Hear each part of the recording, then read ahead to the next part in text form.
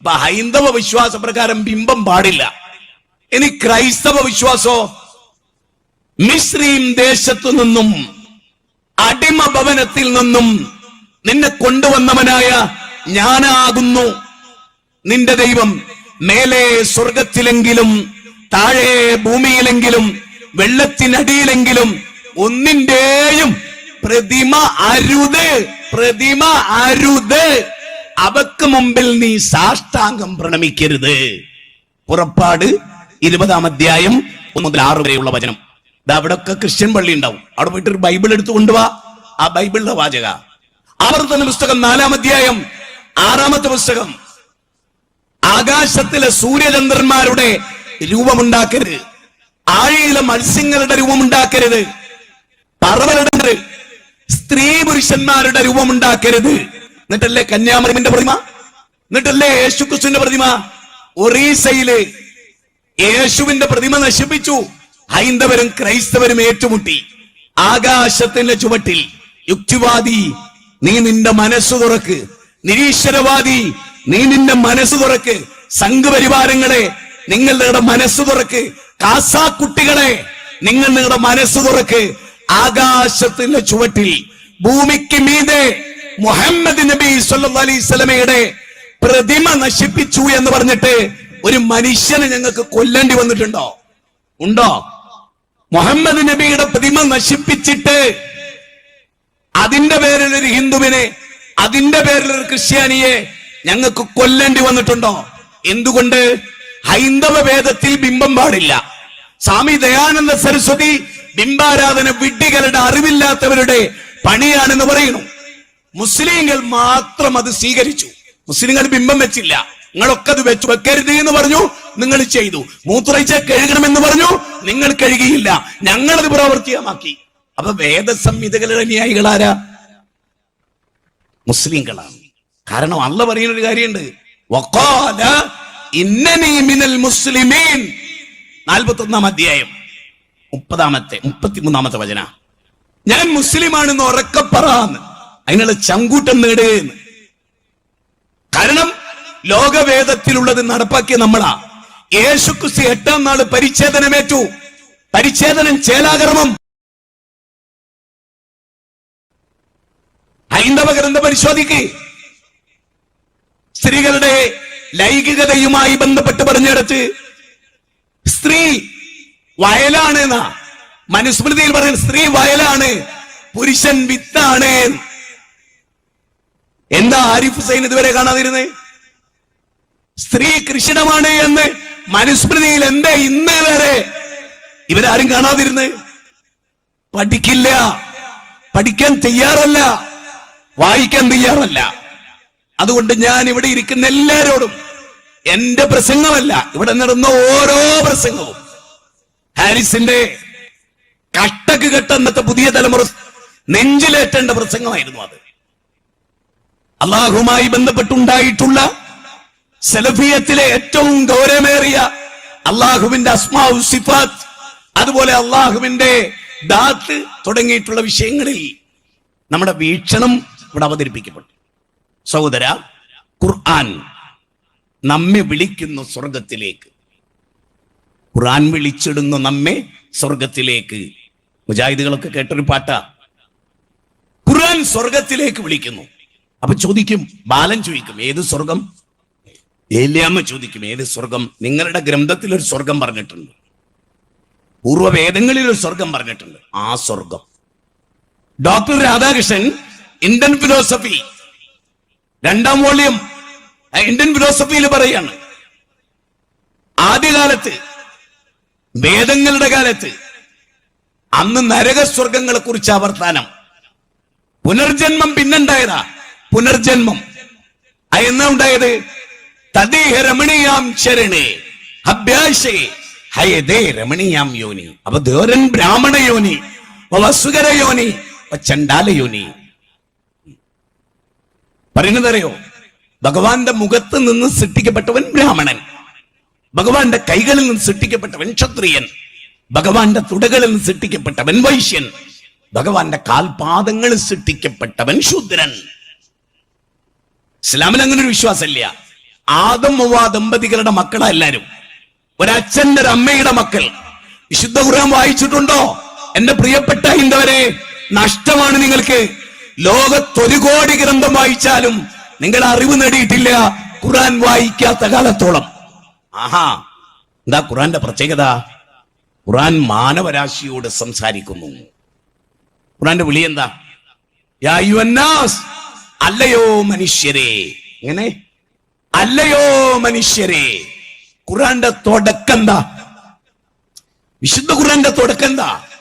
ഋഗ്വേദം, സാമവേദം, അഥർവവേദം, യജുർവേദം, 108 ഉപനിഷത്തുക്കൾ, Ishavasyopanishad, Brihadaranyakopanishad, Mundakopanishad, Kathopanishad, etcetera, Talmud, സന്നുവസ്, old testament, new testament, ഒടുവിലത്തെ ഗ്രന്ഥം. ഇത് പഴയ നിയമം, പുതിയ നിയമം, ഒടുവിലത്തെ ഗ്രന്ഥം. ഖുർആൻ ഒടുവിലത്തെ ഗ്രന്ഥമാണ്. ആ ഖുർആൻ ആദ്യമായി പറയുന്നത് എന്താ? ഞാൻ ഇവിടെ ഇരിക്കുന്ന വിശ്വാസികളോട്, എന്റെ പ്രസംഗം കേൾക്കുന്ന വിശ്വാസികളോട്, ലോകത്തിന്റെ അഷ്ടദിക്കുകളിൽ മാതൃഭാഷയിൽ ഓൺലൈനിൽ ഇത് കേൾക്കുന്നവരോട്, നിസ്കരിക്കൂ എന്ന് ഖുർആൻ ആദ്യം പറഞ്ഞില്ല. നോമ്പ് നോൽക്കൂ എന്ന് പറഞ്ഞില്ല. വിവാഹം കഴിക്കൂ എന്ന് പറഞ്ഞില്ല. ഹജ്ജിന് പോകൂ എന്ന് പറഞ്ഞില്ല. മറിച്ച് ഖുർആനിന്റെ തുടക്കം അറിവില്ലാത്ത അറേബ്യൻ ജനതയിൽ, Pandit Jawaharlal Nehru glimpses of world ഹിസ്റ്ററിയിൽ നെഹ്റു പറയുന്ന ഒരു വാക്കുണ്ട്, ഖുർആൻ സൃഷ്ടിച്ച അത്ഭുതം, the miracle of the miracle, അത്ഭുതങ്ങളുടെ അത്ഭുതം. 23 കൊല്ലം കൊണ്ട് ചരിത്രത്തിൽ ഭൂചണ്ഡഗിരിയിൽ നിന്നൊരു ജനത, ഒട്ടകത്തിന്റെ സഞ്ചാരത്തിനനുസരിച്ച് ടെന്റ് കെട്ടിയ ഒരു ജനത, ഊശ്വരഭൂമിയിൽ ഊശ്വര ഹൃദയം പേറിയ ജനത 4 നൂറ്റാണ്ട് കൊണ്ട് ലോകത്ത് വിപ്ലവം സൃഷ്ടിച്ചു എന്നാണ് The 100 by Michael Lachart. The 100 by Michael Lachart, chapter 1, Prophet Muhammad, the most complete historical personality, Muhammad Nabi sallallahu alaihi wasallam. Nehru പറയാണ്, അറേബ്യ കോളനി വൽക്കരണത്തിന് വിധേയമായില്ല അറബ് ജനത. പക്ഷെ പ്രവാചകനാരാ? എഴുത്തറിയില്ല, വായന അറിയില്ല. ഗബ്രിയേൽ, ജിബ്രീൽ ഇറാ ഗുഹയിൽ വന്ന് അണച്ചു ചേർത്ത് ഒന്ന് പറഞ്ഞു, ഇഖ്റ, വായിക്ക് മുഹമ്മദേ. ഏയ്, എന്നോടോ നിങ്ങളോടോ ഒരാൾ വന്നു ഒരു പുസ്തകം തന്നു വായിക്കാൻ പറഞ്ഞാൽ സങ്കോചമില്ലാതെ നമ്മൾ വായിക്കും. കാരണം നമ്മുടെ ഒപ്പം നമ്മളെ പള്ളിക്കൂടത്ത് കൊണ്ടാക്കിയിട്ടുണ്ട്. പക്ഷേ ഓമനാ ഓമനാ ഓമനാ മുഹമ്മദീനെ ഓത്തിനായച്ചില്ല, ഓമനിക്കാൻ ബാപ്പ വേണം, ബാപ്പ ജീവിച്ചില്ല. നോക്കൂ, ബാപ്പ ഉണ്ടായിരുന്നില്ല. ആ നെഞ്ചിന്റെ ചൂടേറ്റ് വളർന്നില്ല. ആമിന ബീവി ഉമ്മ 6 വർഷം കൊണ്ട് മരിച്ചു പിരിഞ്ഞു. പൂർണ്ണമായ അനാഥത്വം, അക്ഷരജ്ഞാനമില്ല. ചരിത്രത്തിന് ജീവിച്ചൊരു മനുഷ്യൻ, എഴുത്തും വായന അറിയില്ല. ഇറാ ഗുഹയിൽ എങ്ങനെ ഇരിക്കുകയാണ്. ഇഖ്റ, വായിക്കൂ നബിയേ. മഹാനബിക്കാരൻ വായിക്കാൻ അറിയില്ല, വായിക്കാൻ അറിയില്ല. നമ്മുടെ ദൂതൻ, ലോകത്തിന്റെ ദൂതൻ, വിശ്വത്തിന്റെ അധ്യാപകൻ, മാനവികതയുടെ വിമോചകൻ, അക്ഷരക്കൂട്ടുകൊണ്ട് അത്ഭുതം സൃഷ്ടിച്ച വിശ്വാചാര്യൻ, എഴുത്തറിയാനിട്ടും വായിക്കാനിട്ടും അനേക ഗ്രന്ഥത്താളുകളുടെ ഡെപ്തുള്ള നോജലുകൾ സെക്കൻഡ് കൊണ്ട് പറഞ്ഞു പഠിപ്പിച്ച ലോകഗുരു, 10 മിനിറ്റ് കൊണ്ട് ലോക ചരിത്രത്തിലെ മാഗ്ന കാർട്ട പ്രഖ്യാപിച്ച വിശ്വാചാര്യൻ, കാരുണ്യത്തിന്റെ തിരുദൂതർ, ഖുർആന്റെ 21-ാം അധ്യായം 107-ാമത്തെ വചനം. ലോകത്തിന്റെ കാരുണ്യത്തിന്റെ ദൂതൻ, കരുണാവാൻ നബി, മണിമുക്തി രക്തമോ എന്ന് ശ്രീനാരായണ ഗുരു പറഞ്ഞ വിശ്വത്തിന്റെ അധ്യാപകൻ ജിബ്രീലിനോട് പറഞ്ഞു, മാ അന ബിഖാരിഇൻ, എനിക്ക് വായിക്കാറില്ല. വീണ്ടും വീണ്ടും അണച്ചുകൂട്ടി. സ്റ്റേജിലിരിക്കുന്നവരോട്, സദസ്സിലിരിക്കുന്നവരോട് ഒരു കാര്യം ചോദിച്ചോട്ടെ. ലോഹർ കലായിപ്പോയാൽ ഉണ്ടോ? ഉണ്ട്. റിയാസ്ക്കൊക്കെ ദുഃഖമുണ്ടോ? ലോഹർ കലായാൽ? ഒരു ദിവസം ഖുർആൻ വായിച്ചിട്ടില്ലെങ്കിൽ അങ്ങനെ ദുഃഖിക്കാറുണ്ടോ? സത്യം പറയോ? ലോഹർ കലായാൽ നിങ്ങൾക്ക് ദുഃഖമുണ്ട്. ഒരു ഫർള് നോമ്പ് നഷ്ടപ്പെട്ടാൽ നിങ്ങൾക്ക് ദുഃഖമുണ്ട്. ഒരു ദിവസം വായിച്ചില്ലെങ്കിലോ? ഇനി ഞാൻ പറയണേ, മുസ്ലിങ്ങൾ ചോദിച്ചോളി, വിശുദ്ധ ഖുർആൻ എന്താ പറയാ അറിയോ? നിസ്കാരത്തിന് മുമ്പ് വായിച്ചിട്ട് നിസ്കരിച്ചാൽ മതി. ഓഹോ, അങ്ങനെ ആയത്തുണ്ടോ? ഉണ്ട്, ആയത്തുണ്ട്. വായിച്ചിട്ട് നിസ്കരിച്ചാൽ മതി. ആ, വായിച്ചിട്ട് നിസ്കരിച്ചാൽ മതി, വായിക്കാണ്ട് നിസ്കരിക്കണ്ട. വായന, പിന്നെ നിസ്കാരം, പിന്നെ സദക്ക. അതാ ഇസ്ലാമിന്റെ കച്ചവടം. സൂറത്തുൽ ഫാത്തിർ 35-ാം അധ്യായം 29-ാമത്തെ വചനം മൊബൈൽ എടുത്തു നോക്കിക്കോ. الذين يتلون كتاب الله وأقاموا الصلاة وأنفقوا مما رزقناهم سرا وعلانية. എല്ലാ ദിവസവും ആദ്യം ഖുർആൻ വായിക്കുകയും പിന്നെ നമസ്കരിക്കുകയും പിന്നെ ഞാൻ നൽകിയതിൽ നിന്ന് ദാനം നൽകുകയും ചെയ്തവർ തിജാറത്തുൽ ലൻ തബൂർ, ഒരിക്കലും നഷ്ടമില്ലാത്ത കച്ചവടത്തിലാണ്. ക്വാളിറ്റി കീപ്പ് ചെയ്തോ, എന്നും വായിക്കുക. എം.എൻ. റോയ്, ഇന്ത്യയിലെ ഏറ്റവും അറിയപ്പെട്ട പ്രൊഫസർ എം.എൻ. റോയ് എഴുതിയൊരു വാചകമുണ്ട്. എം.എൻ. റോയ് പറയുന്നത്, തേനീച്ചകൾ തേൻ തേടി അലയുന്ന പോലെ, കേട്ടോളിട്ടോ, 1/2 ലിറ്റർ തേൻ. ഇത് തേനാ, തേനും ഇഞ്ചിയും രണ്ടും ഔഷധ. 1/2 ലിറ്റർ തേൻ ഉണ്ടാകണമെങ്കിൽ 40 ദശലക്ഷം പുഷ്പങ്ങളെ തേനീച്ച സമീപിക്കണം. 1/2 ലിറ്റർ തേൻ ഉണ്ടാകണമെങ്കിൽ 40 ദശലക്ഷം പുഷ്പങ്ങളെ തേനീച്ച സ്വീകരിക്കണം. മടുപ്പില്ലാതെ തേനീച്ചകൾ അത് ചെയ്യുന്നു. അതുകൊണ്ടാണല്ലോ തേൻ ഉണ്ടാവുന്നത്. ഇതുപോലെയായിരുന്നു മുസ്ലിങ്ങൾ. എം.എൻ. റോയ് പറഞ്ഞ വാക്കാണ്, ഇതുപോലെയായിരുന്നു മുസ്ലിങ്ങൾ. എന്താ കാരണം? അറിവ് എവിടെയുണ്ടോ അതവർ തേടുമായിരുന്നു. കാരണം അവരുടെ ഗ്രന്ഥം അമ്പലത്തിൽ ഭജനമിരിക്കാനല്ല പറഞ്ഞത്, പള്ളിയിൽ തസ്ബീഹ് ചെല്ലാനല്ല പറഞ്ഞത്, വായിക്കീ എന്നാ പറഞ്ഞത്. വായിച്ചാലേ. അതുകൊണ്ടാണ് കുഞ്ഞുണ്ണി മാഷ് എന്ത് പറഞ്ഞേ? കുഞ്ഞുണ്ണി മാഷ് ഖുർആൻ വായിച്ചിട്ട് പറഞ്ഞതാ, വായിച്ചാൽ വായിച്ചില്ലെങ്കിലും വളരും, വായിച്ചാലും വളരും, വായിച്ചാൽ വിളയും, വായിച്ചില്ലെങ്കിൽ വളയും. അത് ഖുർആൻ പഠിച്ചിട്ട് പറഞ്ഞ കുഞ്ഞുണ്ണി മാള ആശ ചെറിയ ആളായിരുന്നു. വായിക്കണം. വിശുദ്ധ ഖുർആൻ 39-ാം അധ്യായം 9-ാമത്തെ വചനത്തിൽ പറയുന്നത് അറിയോ? കുൽ, 10-ാമത്തെ വചനം, കുൽ ഹൽ യസ്തവിൽ ലദീന യഅലമൂന വല്ലദീന ലാ യഅലമൂൻ. അറിവുള്ളവരും അറിവില്ലാത്തവരും സമാവോ? അറിവുള്ള ആള് അറിവില്ലാത്തവനും സമാവോ? ആവൂല.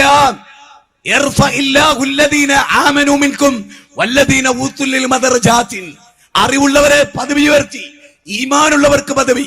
11-ാം അധ്യായം സൂറത്ത് മുജാദല, 58-ാം അധ്യായം സൂറത്ത് മുജാദല 11-ാമത്തെ വചനം.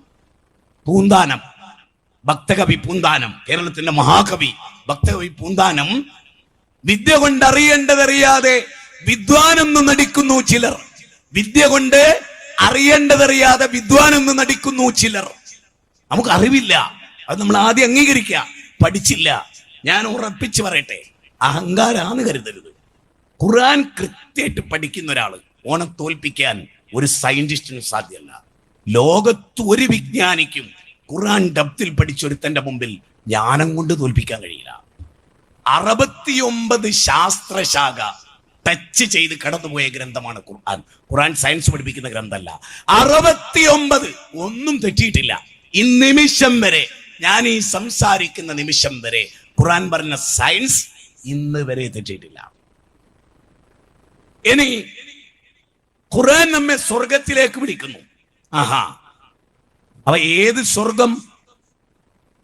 ഭഗവത്ഗീത 18 അധ്യായം, അതായത് മഹാഭാരതത്തിലെ ഭീഷ്മപർവം മുതൽ 25 to 42 വരെയുള്ള 18 അധ്യായം.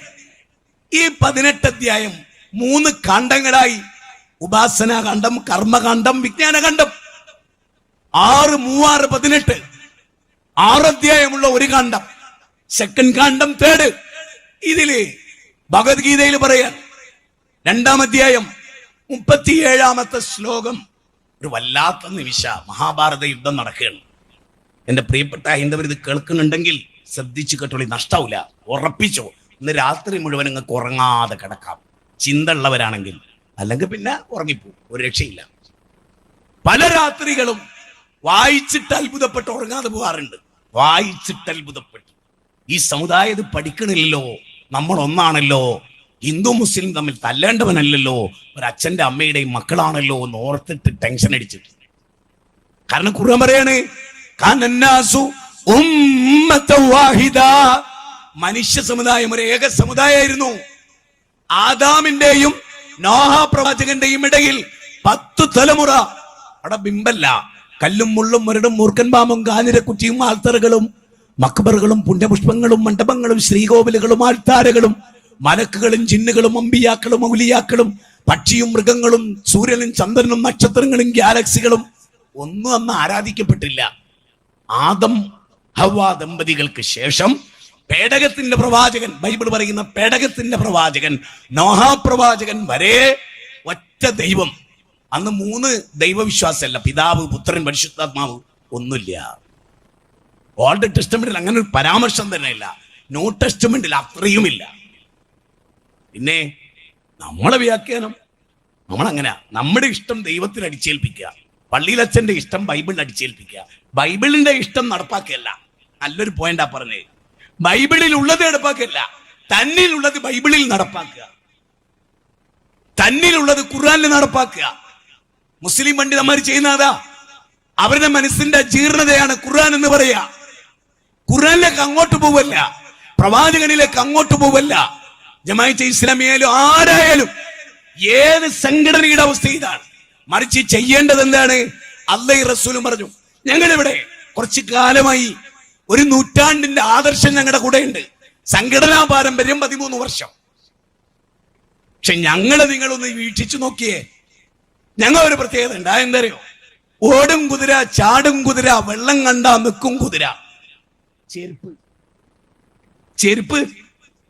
അതുപോലെയാണ് വിസ്തം. വിസ്തത്തിന്റെ പ്രത്യേകത, ഞങ്ങൾ ബുഖാരി എന്ന് കണ്ടാൽ പിന്നെ ഞങ്ങൾക്ക് വർത്താനല്ല. AP സുന്നികളുടെ ഒരു വാദം ബുഖാരിയിലുണ്ട് എങ്കിൽ, അതാണ് സത്യമെങ്കിൽ, ഞങ്ങൾ APന്റെ ഷോൾഡറിൽ കൈയിട്ടങ്ങ് നടക്കും. അന്ന് നിമിഷം മുതൽ ശരിക്കും ആലോചിക്കാനാ പറയുന്നത്. ഖുർആനിലുണ്ട്, ഞങ്ങൾക്ക് അത് മതി. കാരണം വിശുദ്ധ ഖുർആനിൽ പ്രത്യേകതയുണ്ട്. യാ അയ്യുഹല്ലദീന ആമനൂ അത്തിഉല്ലാഹ് വഅതിഉർ റസൂൽ വഉലിൽ അംരി മിൻകും ഫഇൻ തനാസഅതും ഫീ ഷൈഇൻ ഫറുദ്ദൂഹു ഇലല്ലാഹി വറസൂലി ഇൻ കുൻതും തുഅ്മിനൂന ബില്ലാഹി വൽ യൗമിൽ ആഖിർ ദാലിക ഖൈറുൻ വഅഹ്സനു തഅ്വീല. 4-ാം അധ്യായം സൂറത്ത് നിസാ 59-ാമത്തെ വചനം. ജീവിതത്തിൽ ഇത് കേൾക്കാത്തവരുണ്ട്, ജീവിതത്തിൽ ഈ വചനം കേൾക്കാത്ത മുസ്ലിങ്ങൾ. എന്നിട്ടും ഓന്റെ മയ്യത്ത് നമ്മൾ സ്കെച്ചിട്ടുണ്ട്, ഓൻ നമ്മൾ ഹജ്ജിനും പോയിട്ടുണ്ട്. ഇത് കേൾക്കാത്ത ഉസ്താദുണ്ട്, പണ്ഡിതന്മാരുണ്ട്, ഈ ആയത്ത് പഠിക്കാത്ത ആളുകളുണ്ട്. സൂറത്ത് നിസായിൽ 59 പഠിക്കാത്ത പണ്ഡിതനുണ്ട് എന്ന് ഉറപ്പിച്ച് പറയാ. എന്താ ഈ ആയത്ത് എന്താ യാ അയ്യുഹല്ലദീന ആമനൂ, അത് നിങ്ങൾക്ക് മനസ്സിലായല്ലോ. അല്ലയോ സത്യവിശ്വാസികളെ, അള്ളാഹുവിനനുസരിക്കണം, റസൂലിനനുസരിക്കണം. പിന്നെ നിങ്ങളുടെ ടോപ്പ് ലീഡേഴ്സ് ഇല്ലേ, നിങ്ങളുടെ സംഘത്തെ നയിക്കുന്ന, നിങ്ങളുടെ ഉമ്മത്തിനെ നയിക്കുന്ന ലീഡേഴ്സ്, അവരെയും നിങ്ങൾ അനുസരിക്കണം. എന്നിട്ട് ഖുർആൻ പറയാണ്, മതപരമായ അഭിപ്രായ ഭിന്നത ഉണ്ടായാൽ ഫൈൻ തനാസഅതും ഫീ ഷൈഇൻ ഫറുദ്ദൂഹു ഇലല്ലാഹി വറസൂലി, അവിടെ ഉലുൽ അംറിനെ കട്ട് ചെയ്തു. അനുസരണം പറഞ്ഞപ്പോൾ ഉലുൽ അംറിനെയും കൂടെ ചേർത്ത് പറഞ്ഞു. അള്ളാഹുവിനെ അനുസരിക്കണം, റസൂലിനെ അനുസരിക്കണം, ഉലുൽ അംറിനെ അനുസരിക്കണം. പിന്നെയോ മതപരമായ അഭിപ്രായം ഉണ്ടായാൽ നിങ്ങളെ നേതാക്കന്മാരെ നിങ്ങൾ മാറ്റി വെച്ചോ. നേതാവ് പോലും ഖുർആനും സുന്നത്തും അനുസരിച്ച് വിധിക്കണം. ഇൻ കുൻതും തുഅ്മിനൂന ബില്ലാഹ്, നിങ്ങൾ അല്ലാഹുവിലും അന്ത്യദിനത്തിലും വിശ്വസിക്കുന്നവരാണെങ്കിൽ ഖുർആനിലേക്ക് സുന്നത്തിലേക്ക് മടക്കണം.